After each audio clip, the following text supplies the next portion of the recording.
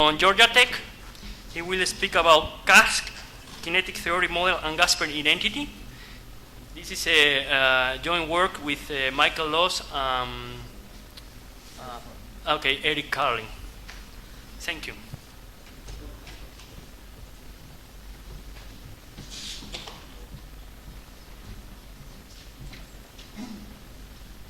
So I'd like to thank the organizers for inviting me for Guillermo's birthday. I was here, of course, for 1 year, and it was a wonderful experience. During that year, actually, I didn't see too much of Guillermo because he had just gotten, he'd been here for a little while, but he was busy trying to buy an apartment, and he was teaching in Coimbra. And every week he would get started and go to Coimbra, I think it was on Tuesdays, and then come back on Fridays. And he had this old car that made Andres Lada look like a Cadillac. but it was still just a wonderful experience. Turn this on. Okay. Hello? So what I'd like to describe is some work that I've done with Michael Loss and Eric Carlin. And Eric, of course, is well known in kinetic theory. He's worked a lot on the Boltzmann equation. And what he was interested in doing is studying a model by Markov, and in the process of trying to look at the gap eigenvalue, which will determine, I'll say a little bit more about this later, which sort of determines the relaxation rate for this model. We also stumbled across another proof of Gasper's identity, which I would like to describe. So just for a little bit of introduction, these are the P alpha beta n are the Jacobi polynomials. And the normalization is the usual normalization, so that at 1, it's n plus 1, choose n sub n over 1 sub n. And the a sub n is the Pochhammer symbol. And of course, the Jacobi polynomials are the ones that are orthogonal with respect to this d mu. And I've normalized it so that it's a probability measure. Now, in 1971, in the Annals of Math, Gasper proved the following remarkable result.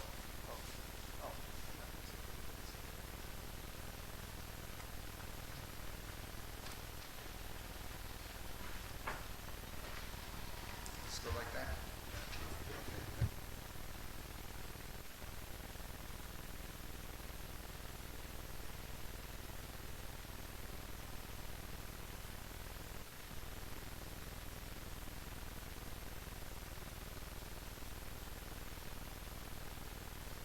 Alpha greater than minus a half, that the Rn of alpha beta of x, Rn alpha beta of y was equal to the integral over the measure, except the normalization is slightly different, times this kernel of k, x, y, and z. And what he showed was that this kernel was positive, and in particular, he looked at when alpha was greater than beta, greater than minus a half, and then the case for equality was done earlier. Okay, so that was actually done by, I'll describe that a little bit. That's a result due to Gegenbauer. So, and the Rn's are just the Pn's, capital Pn's divided by Pn alpha beta of 1. Now, the remarkable thing about this is that Gasper started off with this triple product formula, this triple product sum here of all these Rn's. And of course, if you put that into the integral, just by duality, you get exactly out the right-hand side because of the orthogonality relation. So one thinks that this should be it.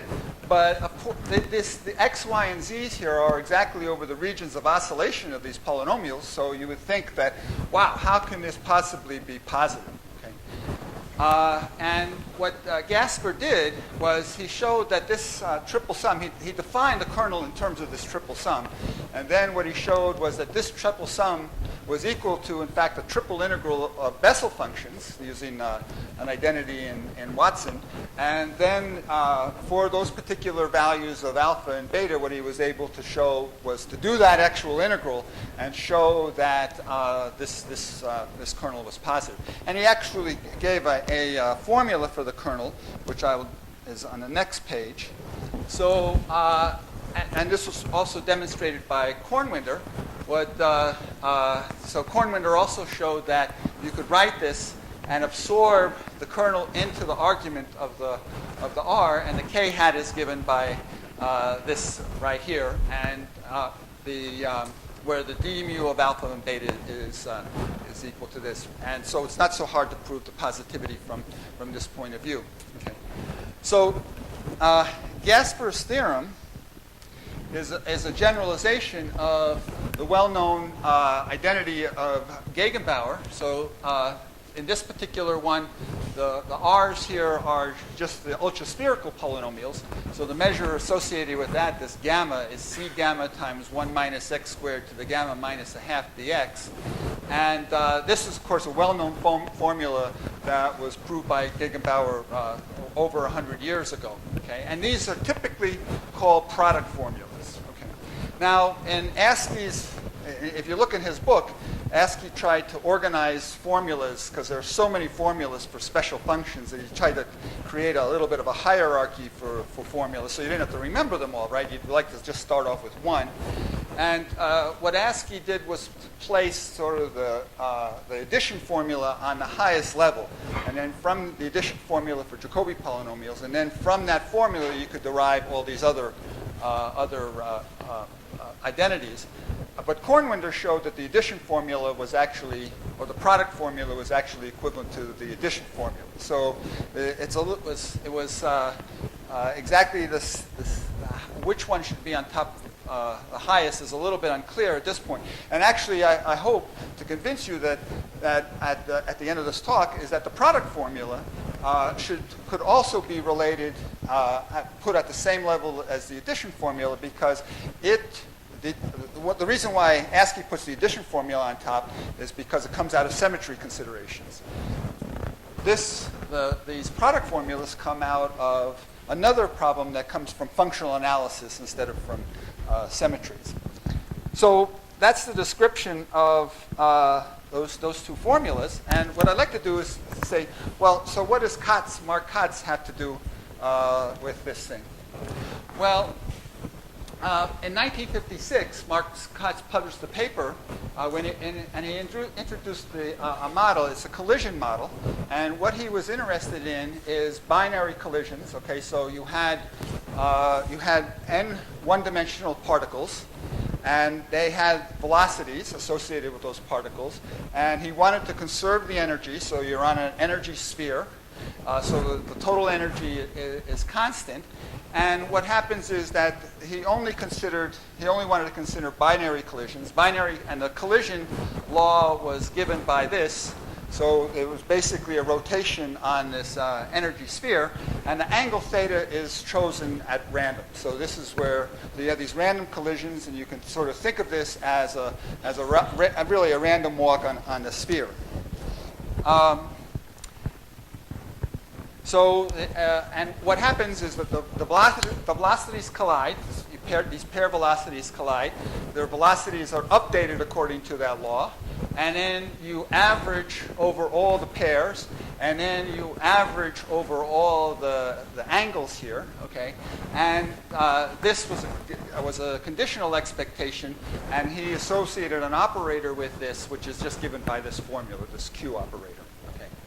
So it's a pretty complicated operator, and what he wanted to do was to connect.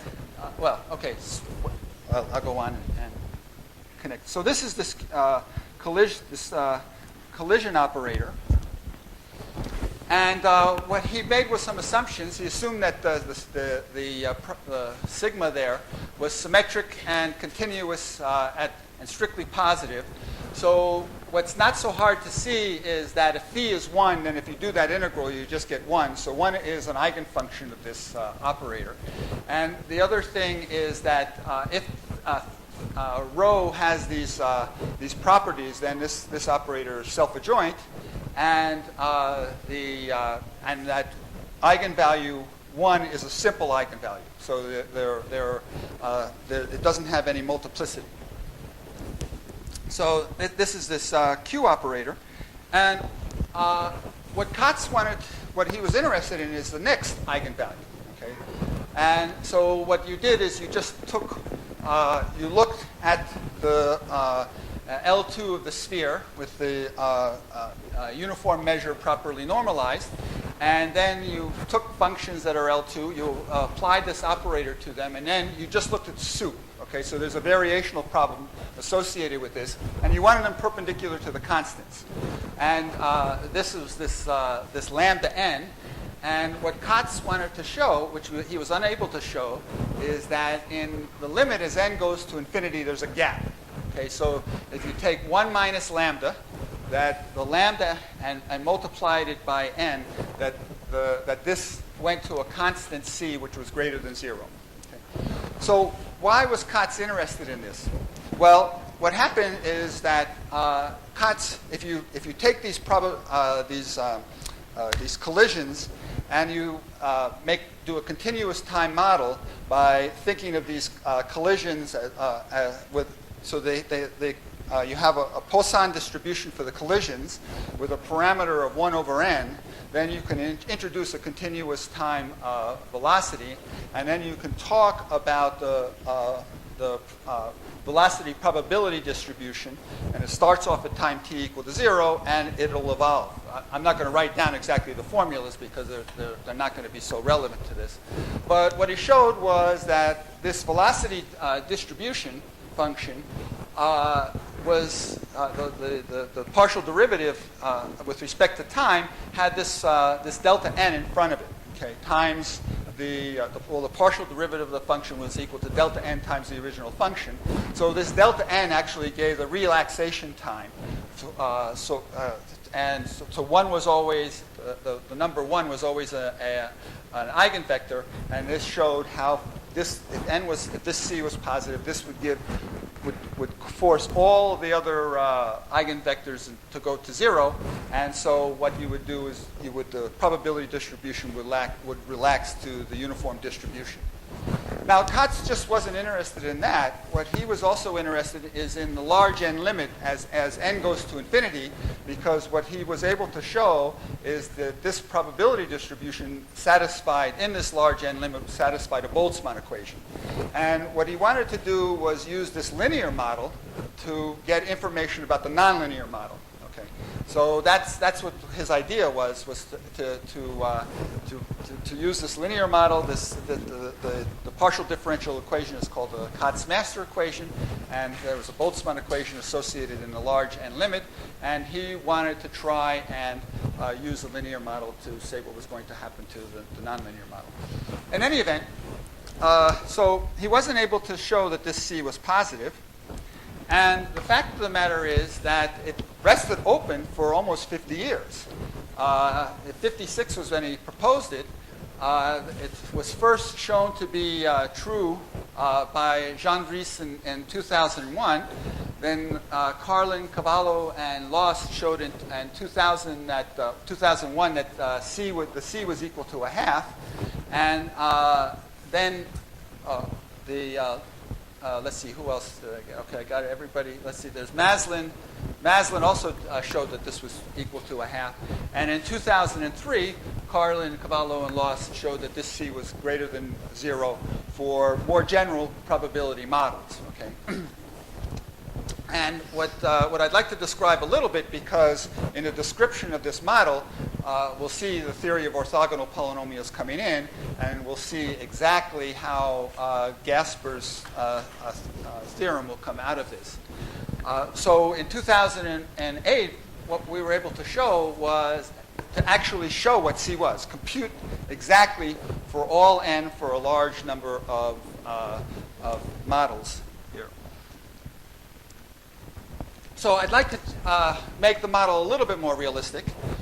The COTS did not require that the velocities conserve momentum, because in one dimension, if you made the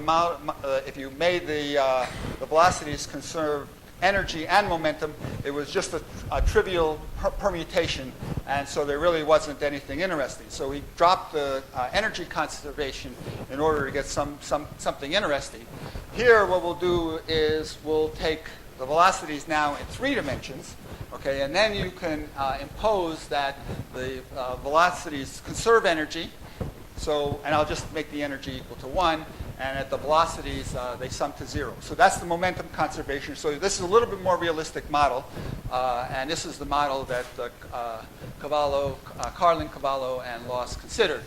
And now the update rule is given by this. Okay, so I changed it around just a slight bit because the sigma here has to be a unit vector now on the sphere, right? Because we're not just on a circle, but we're up on the sphere here. So this thing will be given by a unit vector on the sphere, and we'll call the scattering angle given by the sigma dot bi minus bj, and b of x will just be the scattering rate function. That's going to be our probability distribution, and we're just going to assume that it's integrated to 1/2. Now, those rotations we'll call Rij sigma, the rotations, and the Q operator is just going to be given by this. So you sum over all possible rotations, and then you integrate over, and then you normalize it, and then so these are all, you sum over all possible pairs here, and there's the collisions are given by this Rij sigma, and then you integrate all over all the sigma here. Okay, so this is this Q. Now, what I just mentioned the theorem that we were able to show. So if B1, if you look at the first moment of the probability distribution, and if you look at the second moment of this probability distribution, and if B2 is greater than B1, and delta 2, so delta 2 is this gap computed at n equals to 2. So n equals to 2 particles, right? So it's not the n particle, it's just 2 particles. So if the 2 particle gap is given by 20 over 9, why this number comes in is because you have to get the bound on the eigenvalues properly. Then for all n greater than 3, the gap is, this is an exact formula. The gap is given by 1 minus b2 times n over n minus 1. And you actually have what the gap eigenfunction is. The gap eigenfunction here is there's a threefold multiplicity, a threefold multiplicity because of the symmetry here, and the gap eigenfunction is just given exactly by this formula. Now, so the question is, how did Carlin, Cavallo, and Loss prove their result? And this is the one thing that I would like to concentrate on the most. Okay, so what they were able to do is to introduce some auxiliary operators. Okay, and these auxiliary operators were important because the spectrum of Q is really complicated. And what they wanted to do was to control the spectrum of Q by introducing some other operators. So the first thing is that they define pi j of v. So this is just a projection. So you have this n-dimensional velocity vector, and it's just a projection onto one, or well, it's got the v is n components, and it's just a projection onto one of the components, the j component. Okay, and associated with that particular velocity vj, you just look at the orthogonal projection onto onto that subspace consisting of the square interval functions that just depend on this Vj. Okay, so it's just the usual projection operator down onto the subspace. Okay. So these projection operators are pretty simple to write down, and what you want to do then is, that's not enough. In order to get a good connection between the spectrum of of Q, what you need to do is to take a look at the average of the projections. Okay, so you sum over, because remember that there was all this sum over all the different possible pairs. So you need this really average of the projections to come in. Now, typically what happens is the projections you would think would be just independent of each other. But that's not true because you have the constraints of the energy conservation. So you have a constraint on the sum squares have to be equal to 1. And you also have a constraint that the momentum is conserved. So this shows you that the velocities aren't completely independent of each other. And so that fixes, that makes this operator a little bit more complicated. Now, associate another, but this is still an n-particle function. Right? Because the Q, remember, that was over all the velocities, v1 up to vn, and the p's here, since you're summing over all the j's, that depends on those n particles too.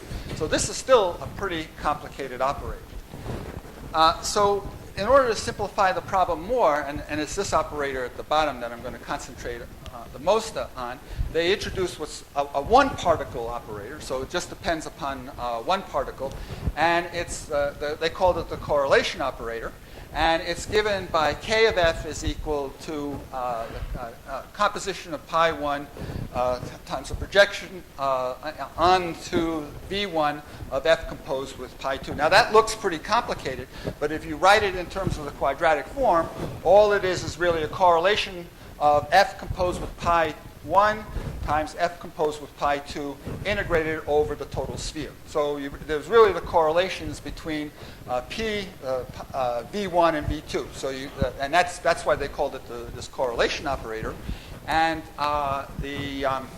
and this operator was a real stroke to because this was the one that we're going to study the most. Now, what did they show? Well, the next thing that they wanted to do, again, you want to control all these eigenvalues. So this whole problem actually turns out to be just a problem in advanced linear algebra. So we couldn't quite teach it to our calculus students, but it just uses linear algebra once you find the right things to use. So just like what we wanted to do was look at the gap eigenvalue, so that was at lambda n, you want to look at the p's, of course, all, if you apply 1, the function 1 to it, that's an eigenfunction for all those. But you want to look perpendicular to that. So what you look at phi so that the integral of phi over xn is equal to 0. So you're going to look in the subspace that's perpendicular to that particular subspace. And then you want to, again, do this variational principle of the soup over,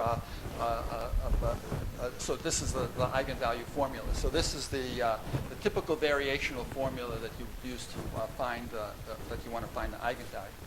And they found this remarkable formula that delta n is equal to n over n minus 1 times 1 minus un times delta n minus 1. Now, why is that formula remarkable? Well, if you look at the u's don't have anything about the b in it, right? The u's are just projections, and you're just integrating over the sphere. There's nothing about what the b does, right? The b is sort of the law that tells you how the probabilities work. So it's how the collisions are supposed to move, rotate, or how to weight the angles. So all the probability, or all the information about the collisions is just in this delta n to delta n minus 1. So notice that if you start off with 2 or 3, right, then to get the lower bound is just a product of things that don't depend on what the b is.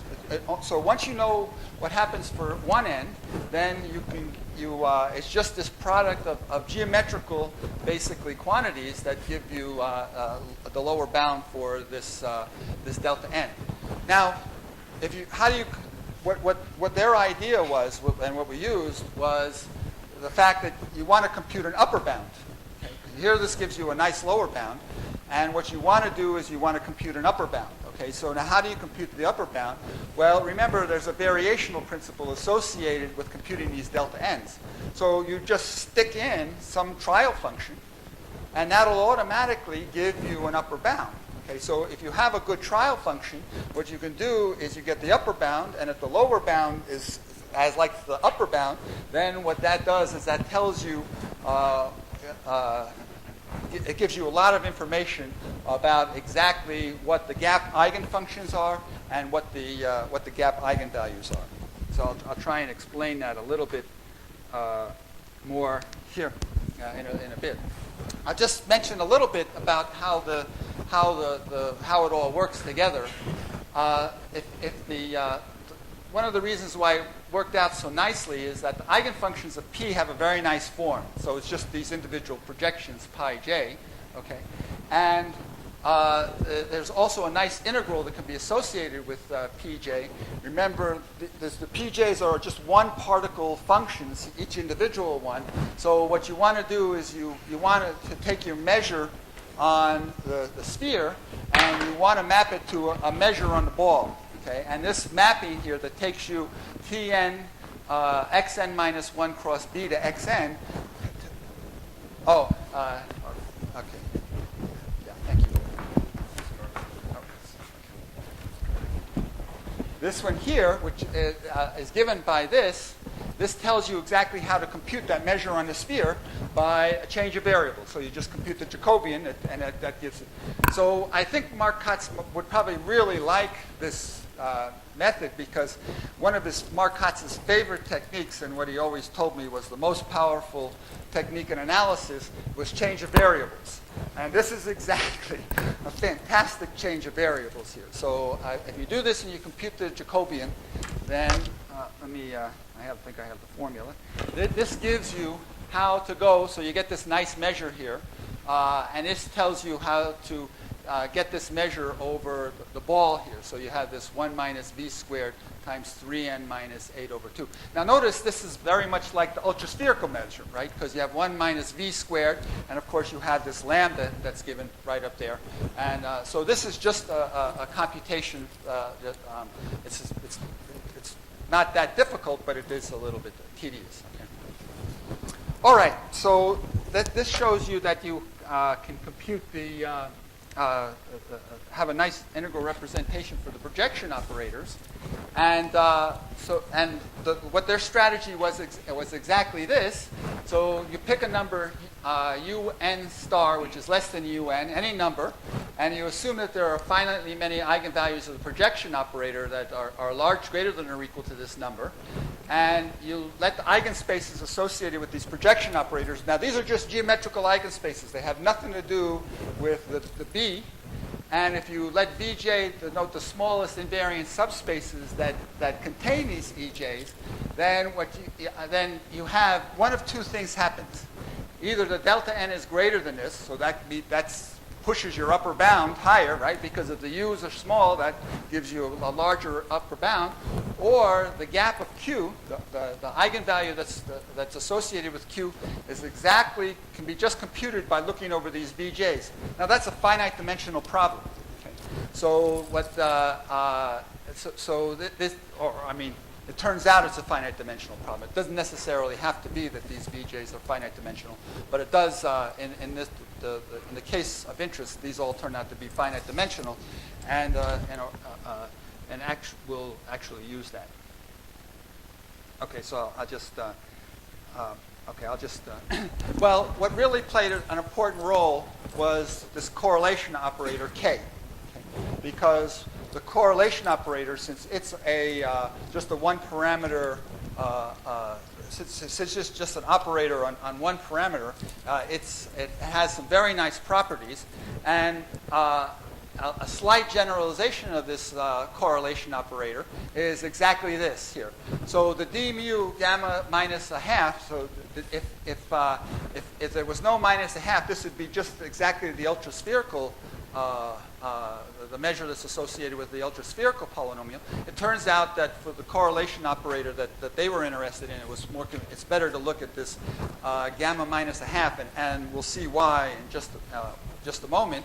So the gamma for their case was going to be an integer or a half integer value, and this kernel comes in because you can pick one direction for free, And then the other direction, you can pick linear combinations of the other. So you get the two you get two directions. You get a U1 and a U2. So one's associated with pi 1, and the other's associated with pi 2. And they're linked together because you have to conserve momentum and energy. And the linkage is given exactly through this kernel that's right here. And let's see. Now you could say, oh, well, why pi 1 and pi 2? Why not pi 2 and pi 3, or pi 3 and pi 4, et cetera? Well, it doesn't make any difference which one you choose because this is all invariant under the symmetry group. So once you pick 2, all the others are going to be exactly the same. So you only have to study this correlation operator between. You just pick 2 directions, and that correlation operator is that once you know that, you know what happens in for all the pairs. Now, I'd like to concentrate on this because what this does is we take a look at this operator, okay, and this operator has 3 properties that you can see. One is it's self-adjoint, so I'll show that. It preserves polynomials. And then it has the evaluation property. Okay, and I'll describe what the evaluation property is. So I'm going to leave right now the Kotz model, and I'm going to come back, and I just want to study this particular operator because the orthogonal polynomials will come through studying this operator.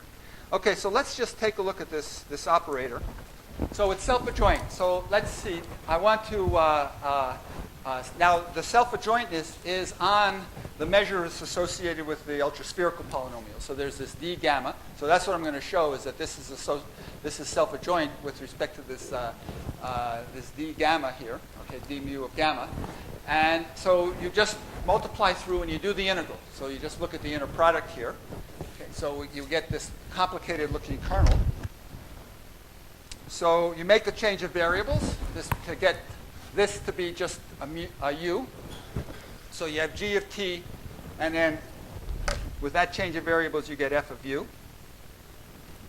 So that changes the limits, of course, to exactly this here, and then you have to put the Jacobian in. So that's where all this stuff comes in because you have to you break these open, and then you just substitute in.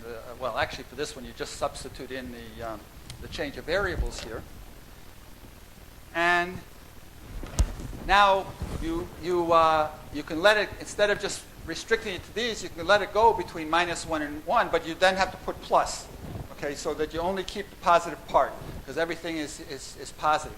So you start off with this, and then you end up with this integral right here, and this is obviously a self-adjoint because notice the G and T come. Everything is symmetric here as far as the T, U, the G, T, and the F. So what one sees is that this operator, just by these change of variables, is a self-adjoint operator. So you start off with K, and you go through, and you can just show by this simple change of variables that it's a self-adjoint operator. Okay, so that's the first part. The next part is to show that it preserves polynomials. Well, just apply Ka to Ti. You get exactly this. So where's the only problem is going to be is because you have the square root of 1 minus t squared. That's certainly not a polynomial. But notice that there's an s in front of that. So that only, because of the symmetry here, only the even powers of s come in. If only the even powers of s come in, then that automatically eliminates the square root here. And so when you do this computation, what you see is that you get a polynomial of and it's exact degree I. Okay, so if you check this, you see the k of ti will give you a polynomial of exact degree I. Okay, so that's a simple computation also. And now the final formula is the evaluation formula here. So if you take a look at this kernel, let's let t take the limit as t goes to 1. Well, if you take the limit as t goes to 1 and bring the limit inside the integral sign, then what happens is this term just drops out. This is 1, but there's no s dependence. So the s dependence completely drops out. This is just a probability measure, so that just integrates to 1. So you just get f of a. So you have this remarkable formula that well, it's what we call the evaluation formula, that Ka of f of t is exactly equal to f of a. So what does that say? Well, that says that this allows the computation of the eigenvalues and eigenfunctions associated with the Ka. Well, the self-adjointness, because the measure that you used was the ultraspherical polynomials, and the preserved polynomials, the eigenfunctions are just going to be the normalized ultraspherical polynomials. So, and the eigenvalues then, by using the evaluation formula, what you find out are the eigenvalues are just this lambda, the eigenvalues associated with this operator, lambda n, are just Pn of gamma of a over Pn of 1.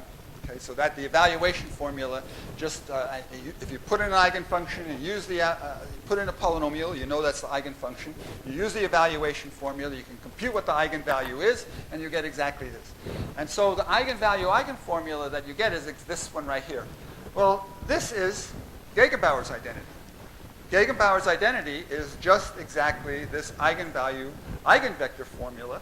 And so what we see that the elements that came into this were, once you find this operator, this is a legitimate question, how do you find this operator? Well, it came out of this Kotz model, but once you have this operator, then the self-adjointness was easy to show, the polynomial preservation was easy to show, and the evaluation formula gives you this, which now one has a proof of the Gegenbauer formula from functional analysis.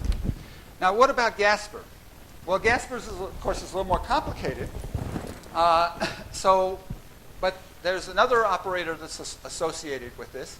I'm going to call it, this is another correlation operator, Ka of 0 on H. And that's given by this integral here.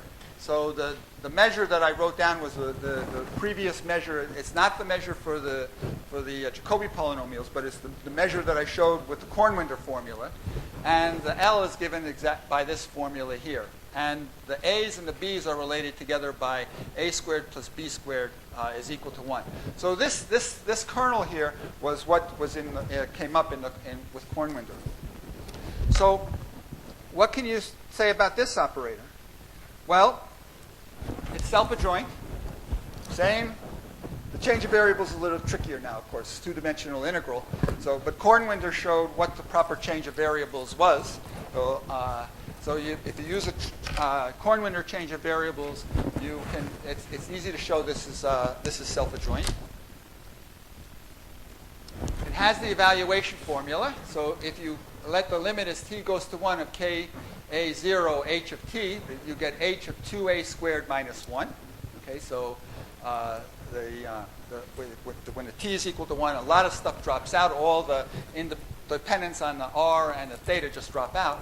And it's not so hard to show that, again, when you apply ti, you get a polynomial of degree I.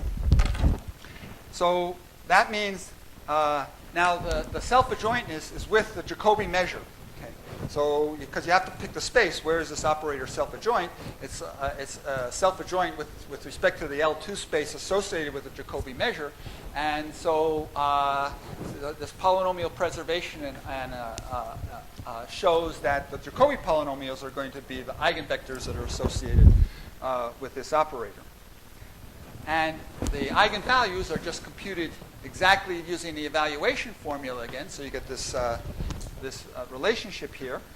And so you get that K0a of Pn alpha beta t, so these are the normalized Jacobi polynomials, it's given by this ratio, this is the eigenvalue here, times this Pn of t, and this is exactly Gasper's theorem. Okay, so this eigenvalue relationship here, now it has to be proven alpha greater than beta greater than minus a half, because that dm alpha beta doesn't, it exists only under this range of the parameters, but that's where Gasper proved his first part of the theorem. So, but Gasper's result theorem can just be stated as an eigenvalue eigenvector formula, and so the product formula here then comes just by looking at these correlation operators. Now, you can do things more generally. Why did we put K0? Well, Ka0 is because we were only looking over the zero angular momentum subspace on the sphere. If you want to go to the higher angular momentum so that you can boost it up to get another formula here. And this formula doesn't seem to come from the addition formula that's associated with with Kornwinder. At least I wasn't able to get it. So there are some other formulas that come out of the fact of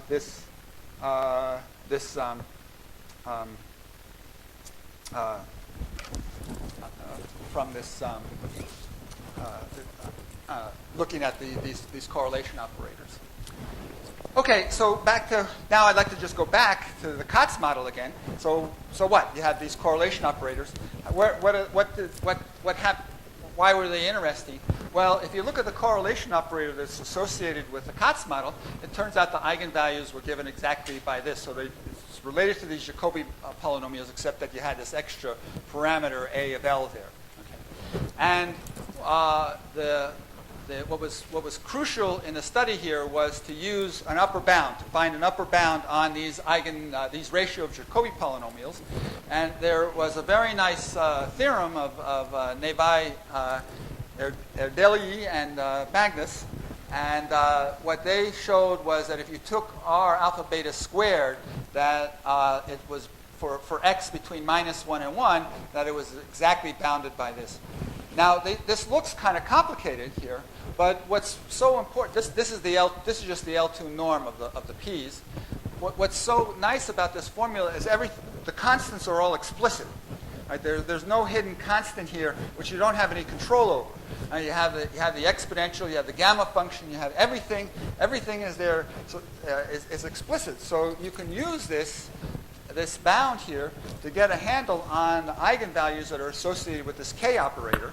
And then once you have the eigenvalues associated with the K operator, there was a very close connection between there. I skipped over it.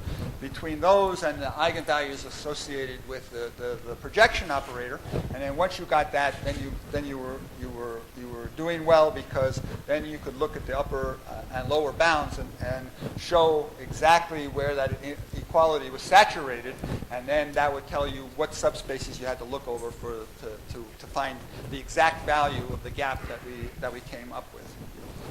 Okay, so I'm almost finished here.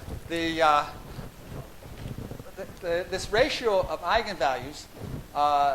So now's a little philosophy. Okay, so I'm going to what was so nice about this model is that you had a physical model that gave rise to these operators, and then you got this theory of orthogonal polynomials came in, and these operators, these K's, if you look at them a little more carefully, what these K operators are they're really Markov operators. Okay, so what do I mean by Markov operators? They're contractions, they're self-adjoint, and they're positivity preserving. Okay, and so what do I mean by positivity preserving? If you apply a positive function to them, K of a positive function is positive, and they preserve the constants. So the constants are in fact eigenfunctions. And so these Markov operators were so this whole problem, a setting for this problem is what's called the Markov's sequence problem. So what you do is you look for orthonormal bases, and you look for orthonormal bases whose ratios can be connected to a Markov operator. So you start off with these sequences, and then you look for these sequences that can be connected to this operator. So you have the sequence, but now the thing is to find the kernel. Okay, and the first one that was solved was Bachner, actually. Bachner solved the Markov sequence problem for the ultraspherical polynomials, and then Bakri and his co-workers generalized the problem. But it may be that this Markov sequence problem, which gives rise to the product formula, it's not the addition formula, it's the product formula, may be a way of looking for more interesting formulas and special functions and getting them out just by using functional analysis. Okay, so it was kind of nice. You didn't have to know very much special function theory in order to get this. All you had to do was know about, I'm not taking away from the special functions. I like special functions. But this proof I can remember.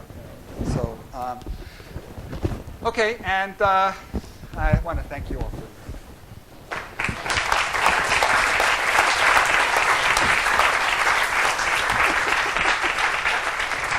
Okay, thank you. Any questions? Comments? Remarks? No comments? Very nice talks. Thank you. Okay, so now we will start the other sessions. So perhaps some people need to move to the other rooms. So everybody knows that the room is located in the Betancourt building. So we are okay. No delay.